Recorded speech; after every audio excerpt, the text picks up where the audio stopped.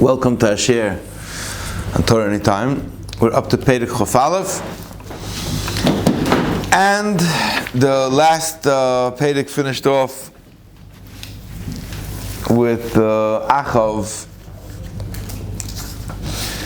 getting lambasted from the Novi that he let Ben Hadad free. He was kind when he was supposed to be tough. It's a big problem. It was after the story when Achav added an additional to his long rap sheet. He added a different infringement and different. He added additional. Terrible story, this. V'yachar advarim ha'ele kerem hoyo l'novois ha'Yisraeli asher b'Yisrael eitzel heichal Achav melech Shomron. So I'm seeing from Chazal that Nevois was a big tzaddik, and he was a cousin. He was somehow a cousin to Achav, and therefore his fields were adjacent to the fields of Achav. And Achav goes to Nevois and he tells him to know lias karmecho. Give me a vineyard, and I want to make it into a garden, into a vegetable garden. It's near my house. I'll give you a different one. I'll pay you full price. Okay. When Nevois tells Achav, Chalilu li Hashem ititi, es nachlas avois eiloch. It says in the Torah, that you're not allowed to sell your inheritance, unless something terrible happens, like if you become an eved, there's it's a bad thing. Then it has to go back by Yovel, but look at Chilu, you're not allowed to sell it. So that's one shot. One shot is that he didn't want to sell it because you're not allowed to sell your nachla. The other one is that he didn't want to associate with Achav. He didn't want to give it to Achav.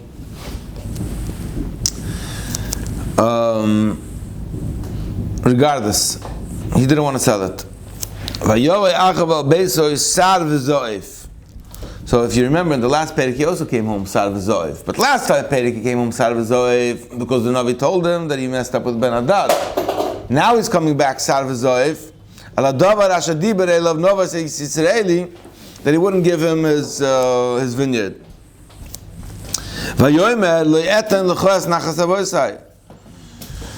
And he said, I'm not going to give you away my nachla. So gets depressed, lies down and gets into bed. Curls up, Vayasev es Panov, turns his face to the wall, V'yachal lechem. Goes on a hunger strike. I don't know if it means a hunger strike, but just part of depression is that you lose your appetite and you're not interested in eating.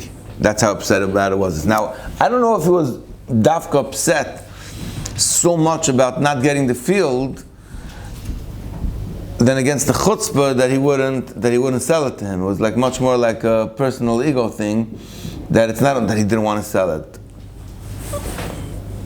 Chalilali, like these shy gets, I'm not going to sell her. Nachlas avoisai. Anyway, the Gemara says that Nevois is a big tzaddik, but relative to his madrega, to Nevois' madrega, to his level, he had a beautiful voice, and he was manei about him. And he went to the Beis Hamikdash. They asked him to sing. They asked him when they were oile regel. He was from the holy Jews. They were oile regel, and he went up to Yerushalayim. And they asked him to sing, and he wouldn't sing.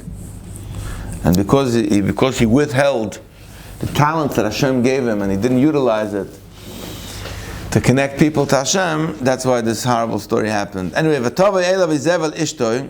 So Izebel. Izebel goes to talk to Achav, and he says, Maza ruchacha sara ve'encha oichel lachem. What's this depression? What's the badus? Why aren't you eating any bread? So Achav tells her the story. I spoke to Nevois.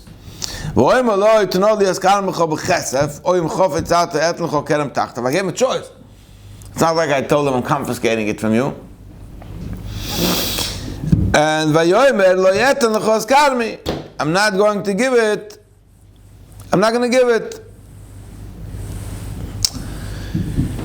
You look into the Mefarshim, it was definitely that he saw it as a slight, because it seems like the intention, what he was telling him, is that you're not a melech that I have to give it to you. You're a melech.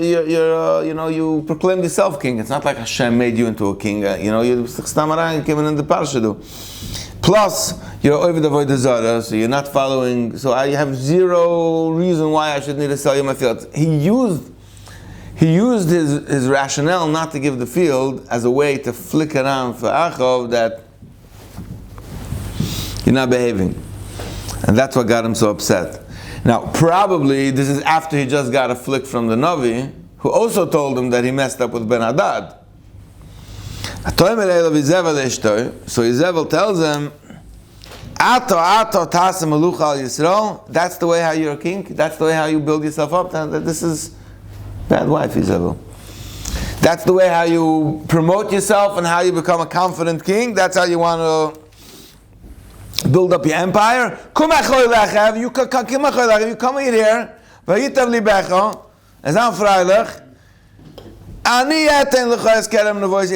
take care of Kerem Nevois Yisraeli.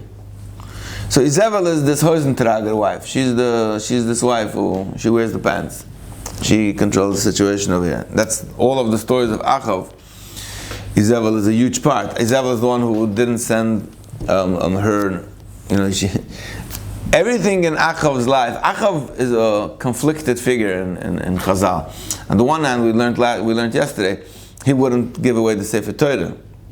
He had respect for Talmidei Chachamim. On the other hand, he went after his wife. He went after Izebel, and that's how he promoted the whole Baal and the Asherah worship. And that's why even when Eliyahu Navi comes down and there's open miracles, Izebel is always schlepping him back. Izebel is always holding the reins. And that's what happens here as well. So Izebel goes, so she writes letters sealed with Achav's seal.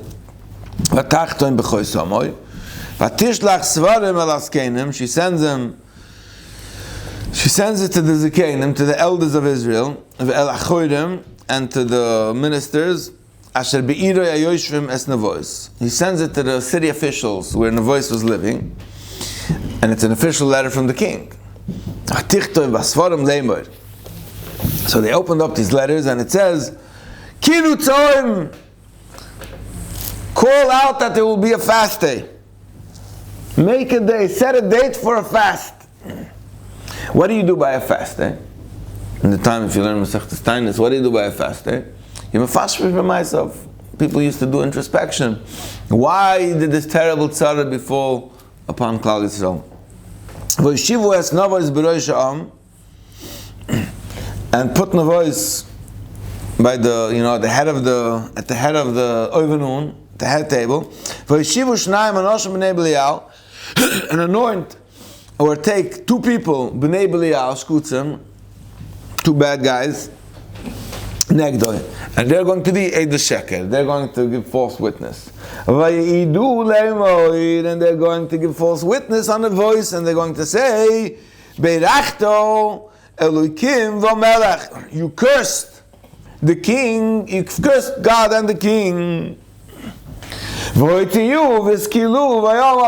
Take him out and stone him and make him die. All in the letter? All in the letter that he's sending to her corrupted elder officials from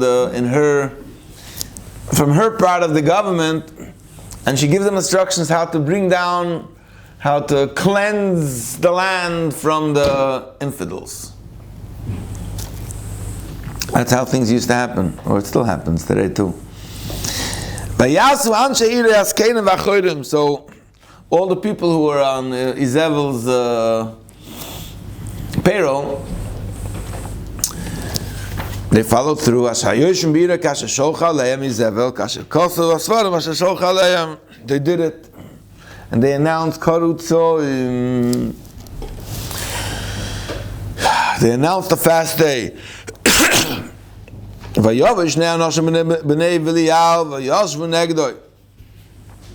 So karu tzayim v'shiva es nevois b'rosh ha'am. So they put nevois oivenon, ushmechubed, and in front of all the people, that there's a fast, and everybody's coming on wondering what's going on.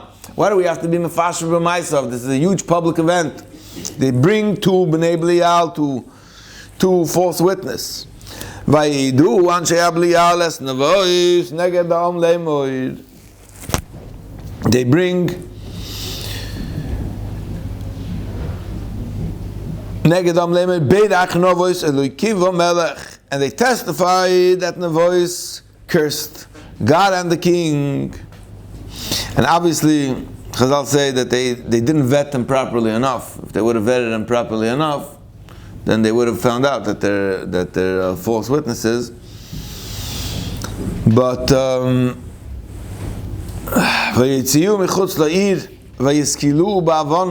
they stoned them with stones, and he died. Schreckliche Masse. Schreckliche Masse.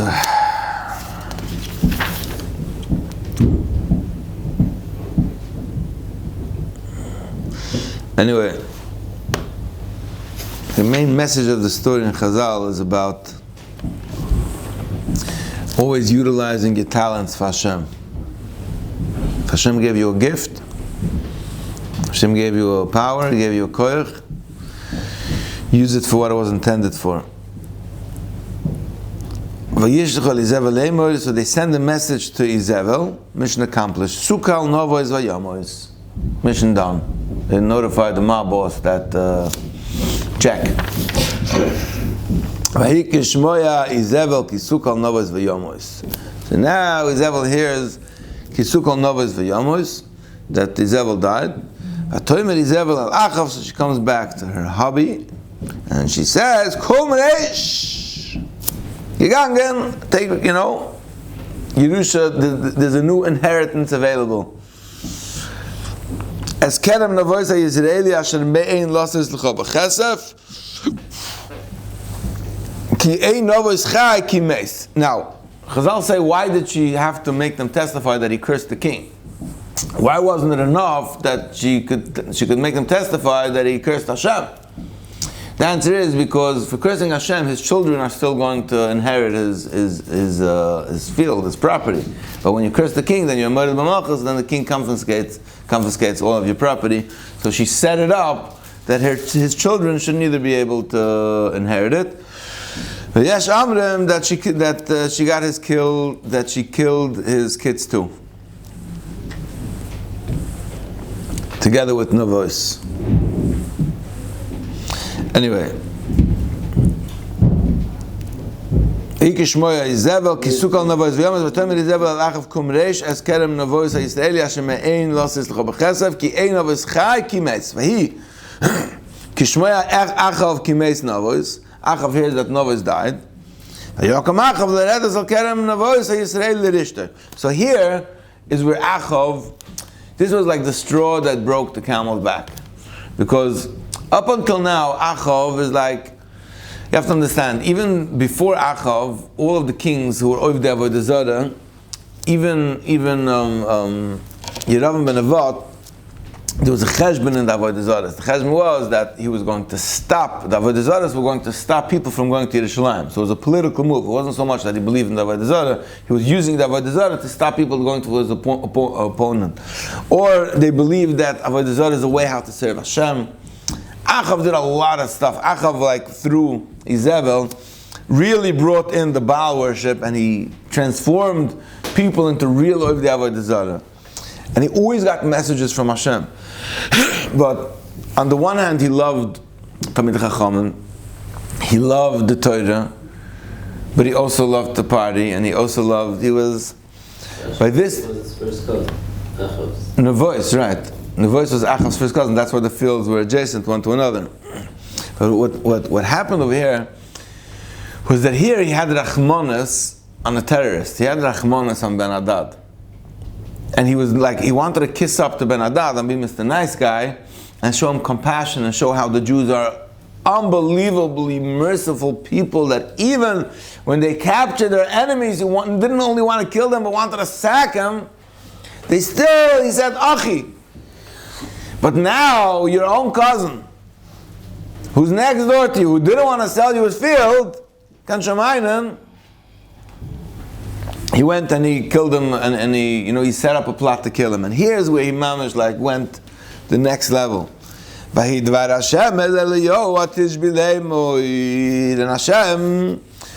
comes to Eliyahu Navi. Now we have Eliyahu Navi reappearing again on the scene. Till now we had Mechyui. Till now we had Mechyui. And now Eliyahu Navi comes back onto the scene, and he says, "Kum reid likras Achav Melech Yisrael, asher b'shomer," and go back to Achav Melech Yisrael. Hine b'cherem novois asher yorat shom l'rishtoi. You'll find them. You know where you'll find them? You'll find them in this new field that he just took over. You'll find them checking out his new property. And this is what you should tell him. Hashem. This is the famous words. Did you kill Navois like an enemy? And now you're going to Yarshan, his property and his estate, like a friend. Where the word Ratzachta v'gam Yerashta, just a very famous word. Ratzachta means, are you going to kill somebody like an enemy, and then Yerashta, you're going to Yerush him like a relative and a friend? You're going to play on both sides? You're going to kill somebody and then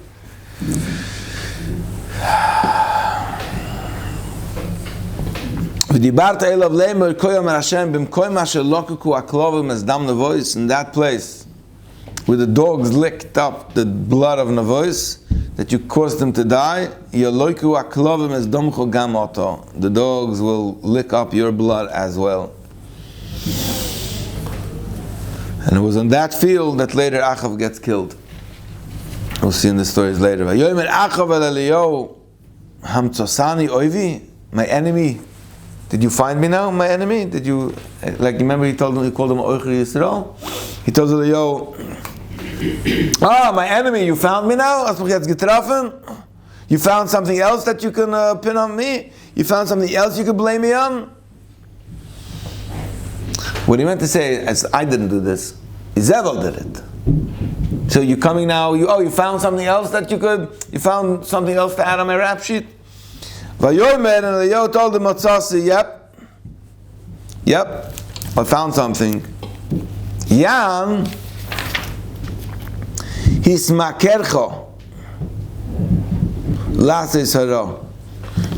This is ungedreit. Hismakercho means, how does he translate hismakercho? Because you have devious, D-E-V-O-T-E-D, devoted, devoid, Hismakercho, it means maybe he devoted time, or he... yourself, during the point is that he deviously, he put him, it's a ungedreit. He set up this whole situation. Uviarti mashten bakir. I'm going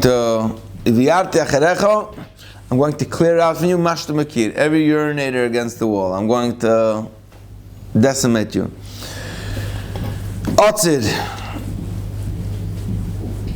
v'ozuv b'Yisrael, all of the wealth that you have amassed in your house, all of the livestock that you have. Kids, the bottom line is nothing's going to remain from you.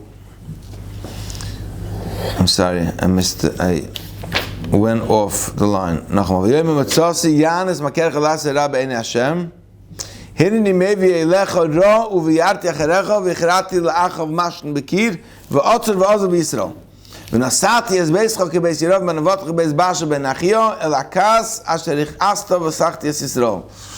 Because of the anger that you brought upon the Jewish people, and that you made the Jewish people sin. And Hashem sent a message to Izebel as well. That means Izebel was going to be worse than Achav. Achav, at least will get buried. But Izebel is the dogs are going to eat her flesh in the Chel Yisrael.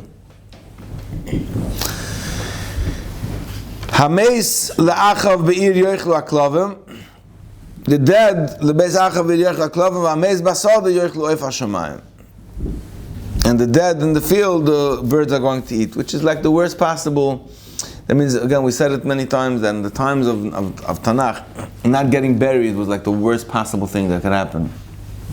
It was much worse than dying. First of all, that you wouldn't get buried with your parents, with the Beis Avosav. And second thing is that you won't get buried at all. That was the worst possible thing. So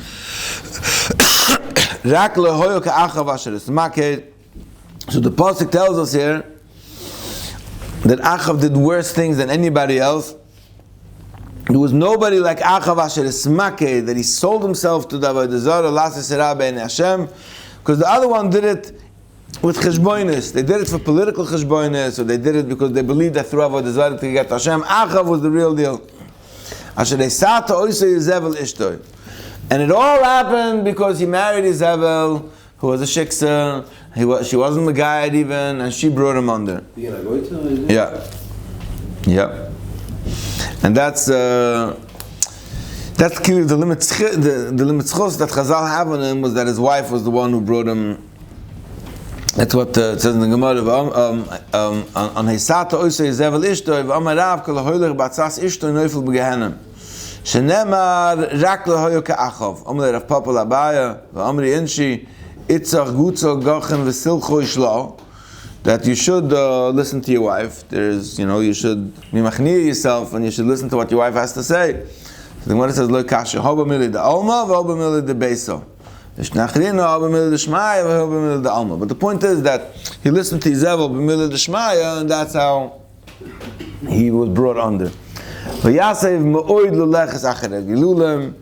He did disgusting things to go after the Avodah Zarah. And he worshipped the Baal and the Asherah.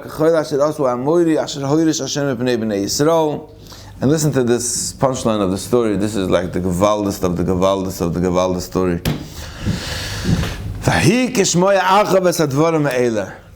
Now this time, after so many years, and so many messages, and so much inspiration, and so many Nevi'im, and so many times that God reaches out to Achav, and every time Afaftaran.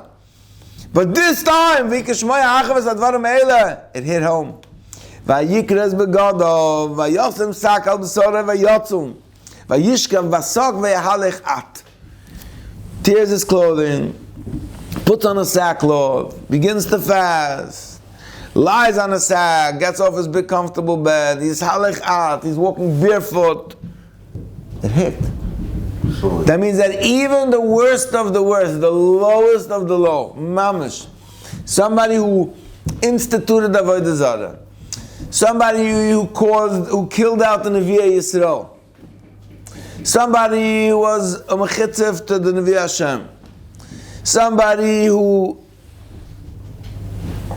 defied when Hashem told him to kill Ben Hadad, even after he made him open miracles. But Lamais at the end of the game, it hit. After he murdered Nevois, he killed Nevois, it hit. This is like the ultimate tshuva story. And Hashem tells Eliyahu, Hari Iso, ki nichna Achav melefonai. God says, did you see that? Did you see that Achav got the message? Yahan ki nichna miponai. Because he was nichna. He threw himself under me. How did I translate nichna? Because he submitted himself. He became submissive. Not bringing harm to his thing. Because he was submissive. Because he's tzchinti gegeben. Yahan ki nichna miponai le'ovi harab b'yomov. Whatever I said is going to happen is still going to happen. But it's not going to happen b'yomov. It's going to be b'mei b'noi ovi hara al beisai. That's when I'm totally going to eradicate everything that was there. But whatever Hashem said is going to happen. That means the blood that he spilled from Nevois still got spilled. But at least he was able to live it. He lives another 3 years because of the tshuva that he did. So he finally got the message, but this line is mamash a gewalt line. I love this line. Do you see that he got the message? Gewalt, Chaim. We get the message. Finally we get the message. Yeah, press it again. Just press the button.